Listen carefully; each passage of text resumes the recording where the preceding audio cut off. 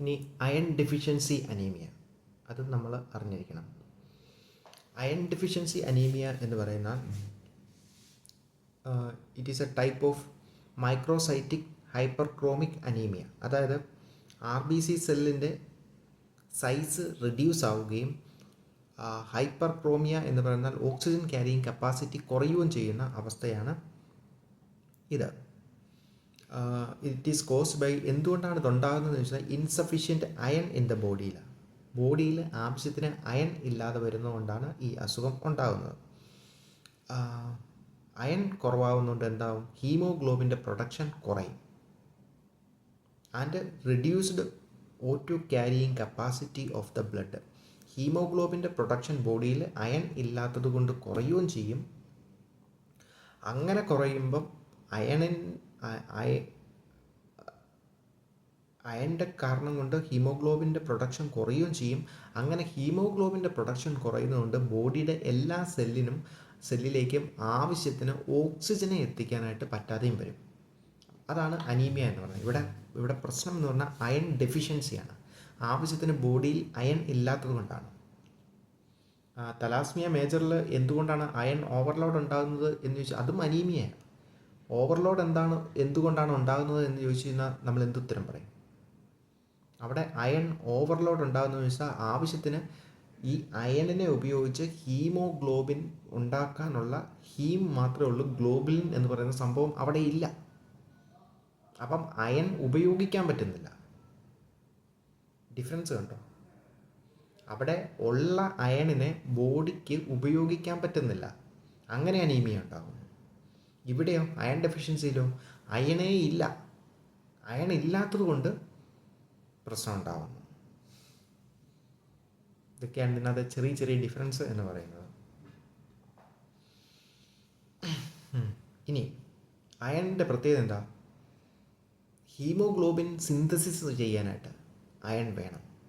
അപ്പം അയൺ ഇല്ലെങ്കിൽ ഹീമോഗ്ലോബിൻ്റെ സിന്തസിസ് നടക്കത്തില്ല, ഹീമോഗ്ലോബിൻ ഉണ്ടാകത്തില്ല. ഹീമോഗ്ലോബിൻ ഉണ്ടാകത്തില്ലെങ്കിൽ എന്താ, ഓക്സിജൻ ബോഡിക്ക് കിട്ടത്തില്ല. ഇതാണ് സംഭവം. ഇനി എന്തൊക്കെയാണ് കോസസ്?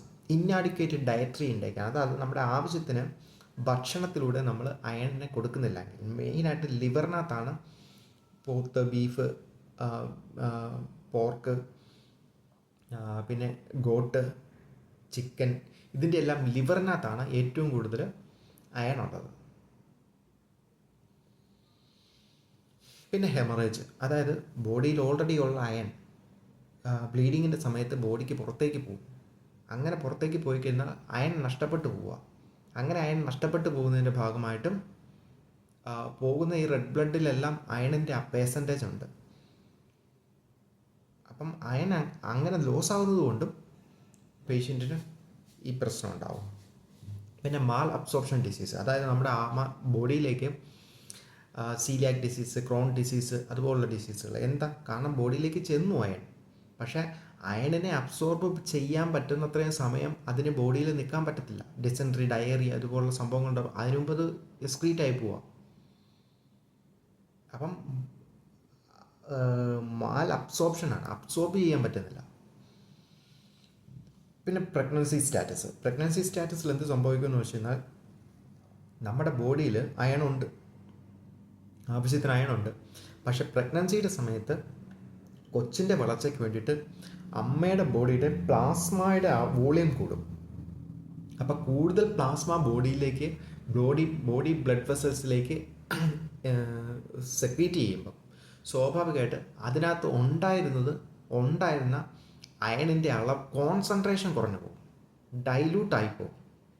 അപ്പോൾ കൂടുതൽ ബ്ലഡിൻ്റെ വോളിയം കൂടിയപ്പം അല്ലെങ്കിൽ പ്ലാസ്മയുടെ വോളിയം കൂടിയപ്പം അതിനനുസരിച്ചുള്ള ഹീമോഗ്ലോബിൻ ബോഡിയിൽ ഇല്ലാത്ത വന്നുകൊണ്ട് അതിനനുസരിച്ചുള്ള ഹീമോഗ്ലോബിൻ ഉണ്ടാക്കാനുള്ള അയൺ ബോഡിയിൽ ഇല്ലാത്തത് കൊണ്ട് ബോഡി ഡെഫിഷ്യൻസി സ്റ്റേജിലേക്ക് പോകും. അപ്പോൾ നമ്മൾ കൂടുതൽ അയൺ സപ്ലൈ ചെയ്യേണ്ടി വരും.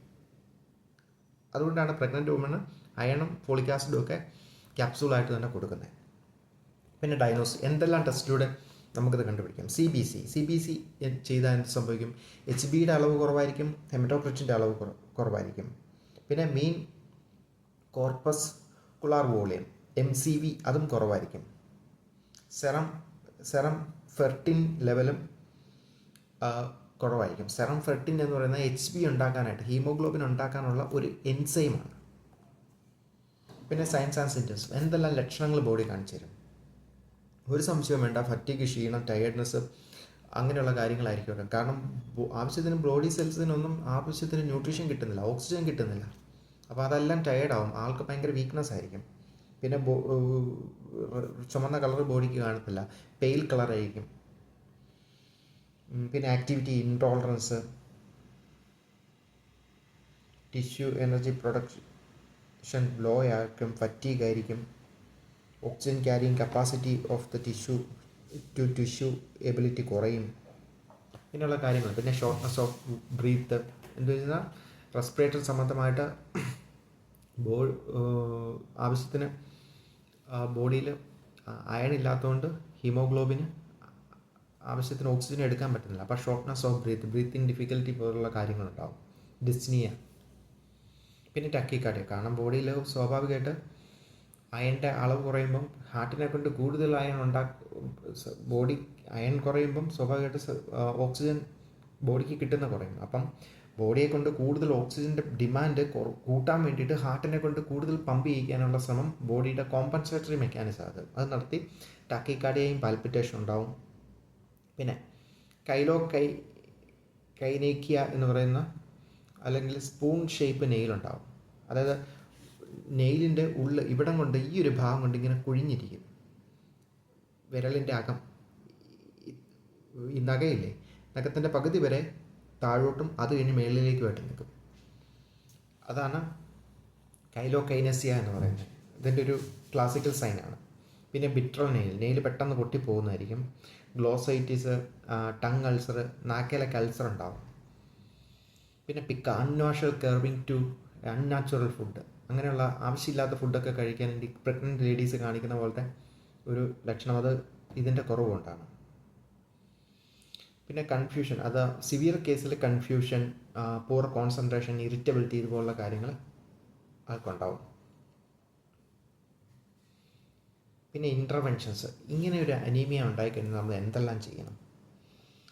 ആദ്യമായിട്ട് നമ്മൾ ഓറൽ അയൺ മെഡിസിൻ പേഷ്യൻറ്റിന് കൊടുക്കണം. അപ്പം ഓറൽ കൊടുക്കുമ്പം ശ്രദ്ധിക്കേണ്ട കാര്യങ്ങളുണ്ട്.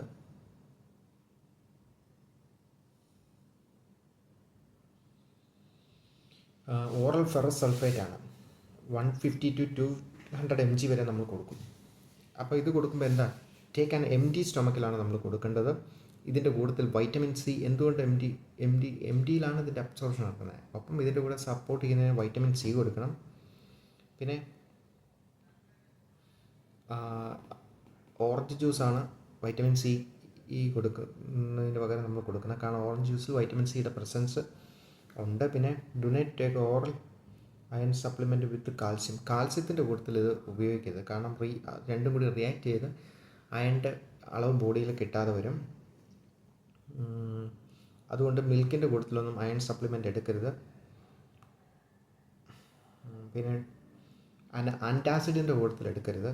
പിന്നെ അവോയ്ഡ് ടീ, മിൽക്ക്, കോഫി, അതുപോലുള്ള കാര്യങ്ങൾ എടുക്കരുത്. കാരണം ടീയും കോഫി എല്ലാം എടുക്കുമ്പോൾ നമ്മൾ മിൽക്ക് ഉപയോഗിക്കും. അതുകൂടാതെ കോഫിയും ടീയും ഇതുമായിട്ട് പ്രവർത്തിക്കുകയും ചെയ്യും. ഇനി സിവിയർ ഡെഫിഷ്യൻസി ആണെങ്കിൽ നമ്മൾ പ്രൊവൈഡ് IV ഇഞ്ചക്ഷൻ കൊടുക്കേണ്ടി വരും. അപ്പം C-ട്രാക്ക് അല്ല ഇസഡ് എന്ന് പറയുന്ന രീതിയിലുള്ള C-ട്രാക്ക് എന്ന് പറയുന്ന മെത്തേഡിലാണ് നമ്മൾ ഇത് കൊടുക്കുന്നത്. കാരണം ഇതിന് സ്റ്റെയിൻ ബോഡിയിൽ വന്ന് ഒട്ടിപ്പിടിച്ചിരിക്കും. അപ്പോൾ സ്റ്റെയിൻ ഉണ്ടാകാതിരിക്കാൻ വേണ്ടിയിട്ടാണ്. പിന്നെ ഓറൽ സിറപ്പാണ് നമ്മൾ കൊടുക്കുന്നതെങ്കിൽ കൊടുത്തു കഴിഞ്ഞിട്ട് നമ്മൾ മൗത്ത് വാഷ് ചെയ്യണം. അല്ലെങ്കിൽ ടീത്ത് സ്റ്റെയിനിങ് ഉണ്ടാകാനുള്ള സാധ്യതയുണ്ട്.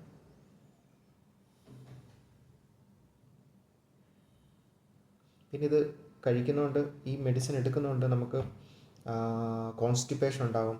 അയൺ കഴിച്ചാൽ കോൺസ്റ്റിപ്പേഷൻ ഉണ്ടാകാനുള്ള സാധ്യതയുണ്ട്. ലുക്കിൽ മെലിന പോലത്തെ കളർ ഉണ്ടാവും, ഗ്യാസ് പോവും. അതുകൊണ്ട് അയൺ റിച്ച് ഫുഡ് കഴിക്കുന്നതാണ് എപ്പോഴും നല്ലത്. പിന്നെ അയൺ ടോക്സിസിറ്റി ഉണ്ടെങ്കിൽ ഡിഫ്രോക്സാമിൻ എന്ന് പറയുന്ന അയൺ ചീലിയേറ്റിംഗ് ഏജൻറ്റ് നമ്മൾ കൊടുക്കും. അയൺ ടോക്സിസിറ്റി എന്ന് വെച്ചാൽ ഈ മെഡിസിൻ എല്ലാം കഴിച്ച് ചിലപ്പം അയണിൻ്റെ ബോഡിയിൽ ഒരുപാട് കൂടിപ്പോകും. അങ്ങനെ കൂടി ടോക്സിസിറ്റി ഉണ്ടായാൽ ഡിഫോറാക്സാമിൻ എന്ന് പറയുന്ന അയൺ ചീരിയേറ്റിംഗ്, അതായത് അയൺ യൂറിനിലൂടെ പുറത്തേക്ക് തള്ളുന്ന മെഡിസിൻ നമ്മൾ കൊടുക്കും.